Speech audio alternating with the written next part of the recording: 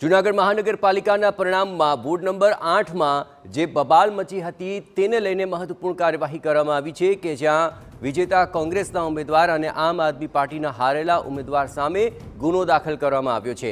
એ division police સ્ટેશનની અંદર 22 શખ્સો સામે કાર્યવાહી કરવામાં આવી છે।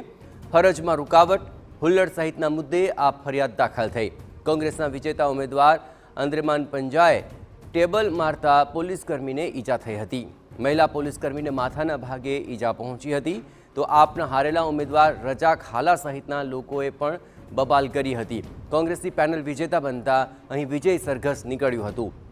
अहीं चित्ताखाना चौक नजीक कांग्रेस अने आप वच्चे बबाल थई गई। पोलीसे अनेक शख्सोने राउंडअप करी तपास हाथ धरी छे।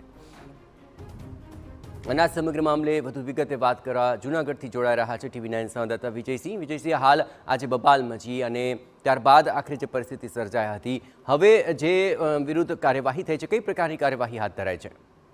ચોક્કસથી જણાવી દઉં તો જે રીતે ગઈકાલે જે મહાનગરપાલિકાનું જે મતદાન ગણતરી હતી અને જ્યારે ઉમેદવારો પોતાની જીત પ્રાપ્ત કર્યા પછી તેઓ શહેરની અંદર જ્યારે રેલી કાઢતા હોય છે ત્યારે વોર્ડ નંબર 8ના જે કોંગ્રેસના ઉમેદવાર હતા તેઓએ તેમની જીત પ્રાપ્ત કર્યા બાદ તેઓ રેલી રોડ ઉપર ચિત્તાખાના ચોકમાં નીકળી હતી। દરમિયાન જે આમ આદમી પાર્ટીના જે ઉમેદવાર હારેલા ઉમેદવાર હતા તેમના કોઈ લોકોએ માણસોએ જે પથ્થરમારો કર્યો, સમગ્ર ઘટના જ્યારે આ ચિત્તાખાના ચોકમાં બની હતી તે બાબતે પોલીસે તેમના વિરુદ્ધ જે કાર્યવાહી કરવામાં આવી છે તેમાં એ ડિવિઝન પોલીસ સ્ટેશનમાં 22 લોકો વિરુદ્ધ જે ફરિયાદ દાખલ થઈ છે અને તેમની શોધખોળ કરવાની પણ જે તજવીજ જે હાથ ધરવામાં આવી છે। હજુ પણ ક્યાંક ને ક્યાંક પોલીસ આ બાબતે વધુ કાર્યવાહી હાથ ધરવામાં આવી છે।